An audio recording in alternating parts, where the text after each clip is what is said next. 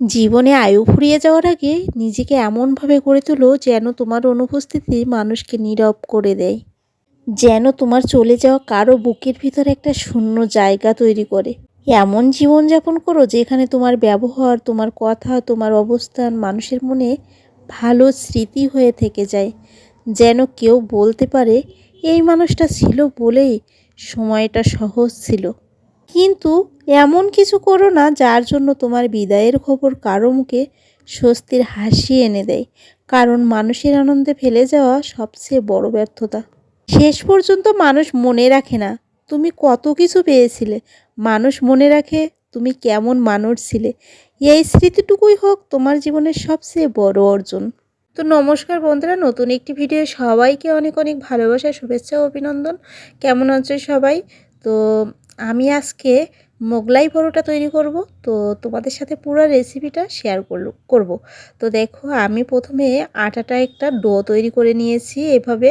তো নর্মাল জল দিয়ে এই যে এভাবে ডোটা করে নিয়েছি। তো দেখো, এখানে আমি দুটো পরোটা বানাবো, সে কারণে আমি দুটোর মতো এরকম করে নিয়েছি। আর এখানে বেশ কিছু পেঁয়াজ আর কাঁচামরিচ ভালোভাবে চটকে নিচ্ছি একটু লবণ দিয়ে। তোমরা চাইলে এটা না চটকাইতেও পারো। তো দেখো, আমি একটু নরম করে নিচ্ছি।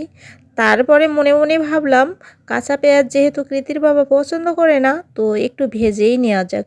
তো পরে অবশ্য ভেজে নিয়েছিলাম। তো এটা ডিম দেবো এর সাথে মিশিয়ে। তো এটা পরে করে নেব। আগে আমি একটা রুটি করে নিচ্ছি।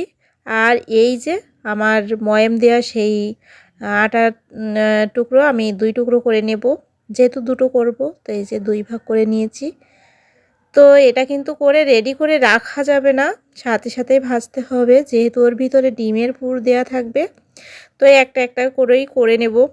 তো এই যে আমি সুন্দরভাবে এই যে ময়দাটা এখন বেলে নেব, একটু গুঁড়া দিয়েছি। তো দেখো, এই রুটিটা কিন্তু বেশি মোটাও হবে না, আবার বেশি পাতলাও হবে না, যাতে ছিঁড়ে না যায়। তো একটু খেয়াল রেখে এই যে সুন্দরভাবে রুটিটা করে নিচ্ছি। দেখো কত বড় করে করেছি।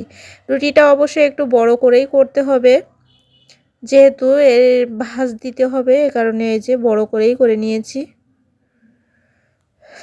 তো এখন আমি এই যে পেঁয়াজটা একটু ভেজে নিয়েছি, এখানে আগে ডিম ভেঙে নেব, যেহেতু 2টা করব। তো এই দুইটা ডিম দিয়েই করব। তো অনেকে 2টা করে ডিম দেয় এক একটা পরোটার ভিতরে, তা আমি একটা করে ডিম দিয়েই করে নেব। তো এই যে ভাজা পেঁয়াজগুলো দিয়ে দিলাম। কাঁচা পেঁয়াজ দিলে কিন্তু বেশি মজা লাগে খেতে, কিন্তু কৃতির বাবা কাঁচা পেঁয়াজ অতটা বেশি পছন্দ করে না, এই কারণে আমি একটু ভেজেই নিলাম। তো এই যে কড়া বসিয়ে দিয়েছি, আর এখানে আমি তেল দিয়ে দিলাম। তেলটা গরম হওয়া পর্যন্ত অপেক্ষা করব। আর এদিকে আমি কিন্তু পরোটাটা রেডি করব। এই যে পরোটা রেডি হয়ে গেছে, এখন এর ভিতরে আমি পুরটা দিয়ে দেব। দেখো, বেশি মোটা না আবার বেশি পাতলাও না, আবার রুটিটা কিন্তু অনেক বড় হবে। দিয়ে দিলাম, আর একটু বেলুন দিয়ে একটু বড় করে নিচ্ছি। একটা সময় জানো তো, আমি রুটি গোল করতে পারতাম না, কেননা আমি বিয়ের আগে কখনো রুটি আটা এভাবে আমাদের বাড়িতে ছিল না, কেউ খেতেও না। তো এখন কিন্তু আস্তে আস্তে শিখেই গিয়েছি, আর এখন রুটি খেতে কিন্তু ভালোও লাগে আমার। তো দেখো, মানুষ চেষ্টা করলে সব কিছুই পারে। তো কখনো এই যে রুটিটাও পছন্দ ছিল না অতটা। তো তারপরে এখন আমার মেয়েরা কিন্তু প্রচুর পরিমাণে রুটি খায়, ওরা অনেক অনেক পছন্দ করে, ভাতের থেকেও রুটিটা বেশি পছন্দ করে। তো এই যে দেখো, আমি এই পুরটা দিয়ে দিচ্ছি এখন। আমার রুটি কি গোল হয়েছে তোমরা কমেন্ট করে জানিও। আর এই যে দেখো, পুরটা দিয়ে ভাঁজ দিয়ে দিচ্ছি 2 পাশ দিয়ে, আর একটু করে পাশ দিয়ে ডিম লাগিয়ে দিচ্ছি। তোমরা চাইলে একটু জল দিয়ে নিতে পারো। আর এটা দেওয়ার কারণে এই রুটিটা যখন পরোটা যখন তেলের উপরে দেওয়া হবে, তখন কিন্তু আর ছেড়ে যাবে না, এটা কিন্তু লেগে থাকবে। তো ভিতরের যে পুরটা ওটা যেন বেরিয়ে না আসে, তো এই কারণে আমি এই যে একটু ডিম দিয়ে লাগিয়ে দিলাম। অবশ্য একটু একটু বেরিয়ে গেছে, তারপরেও যাতে তেলে না ছড়িয়ে পড়ে, এজন্য এভাবে দিয়ে দিলাম। আর এভাবে করে কিন্তু রাখা যাবে না। আর আমি দেখো এই যে এভাবে উঠিয়ে নিচ্ছি, নিয়ে এখন তেলের উপরে দিয়ে দেব। তো এটা কিন্তু পুরটা দেওয়ার পরে বেশিক্ষণ রাখলে কিন্তু এটা মানে নরম হয়ে ছিঁড়ে যেতে পারে। তো এরকম সাথে সাথে করে তেলের উপরে দিয়ে দিতে হবে। তো তেলের উপরে দিয়ে তারপরে আমি আরেকটা করে নিচ্ছি। তো আমার এই আটাটা কিন্তু অনেক নরমই ছিল, তো একটু বেশি করে আটা দিয়ে আমি রুটিটা করে নিচ্ছি। আর তার ওদিকে ওটা ভাজা শেষ হয়ে যাবে। তো এই যে বাকি পুরটা আমি এর ভিতরে দিয়ে দিলাম,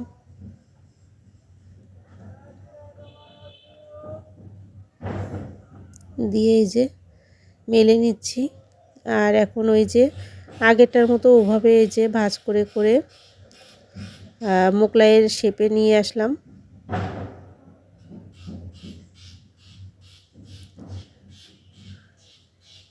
এটা কিন্তু খেতে ভীষণ ভালো লাগে, আর শীতের সময় কিন্তু অনেক বেশি মজা লাগে খেতে। আর আমার মেয়েরা এই সব জাতীয় খাবার অনেক বেশি পছন্দ করে, এজন্য আর কি মাঝে মাঝে বানানো হয়। তো দেখো আমার অপরটাও রেডি হয়ে গেছে, আর এদিকে এটা কিন্তু ভাজা হয়ে গেছে আর একদম ফুলে গেছে। তো এই যে বাকিটাও ভেজে নিচ্ছি, উপর দিয়ে একটু তেল দিয়ে দিচ্ছি।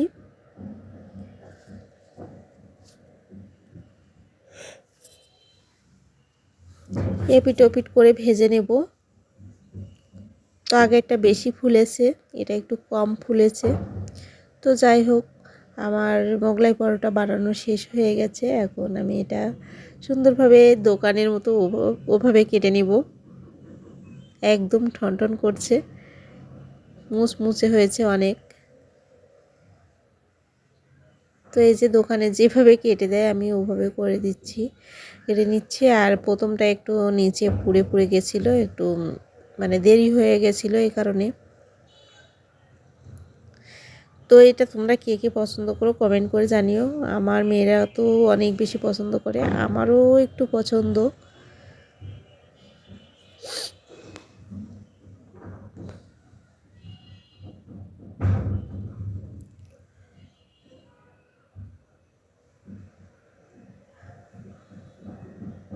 এটা কিন্তু হালকা আছে, একটু সময় নিয়ে ভাজতে হবে যাতে ভিতরে আটা ডিমটা ভালোভাবে হয়ে যায় আর কি, কাঁচা না থাকে। তো এভাবে করলে কিন্তু দোকান থেকে আর খেতে মন চাইবে না, মনে চাইবে যে বারবার বাসায় করি আর এরকমভাবে খাই।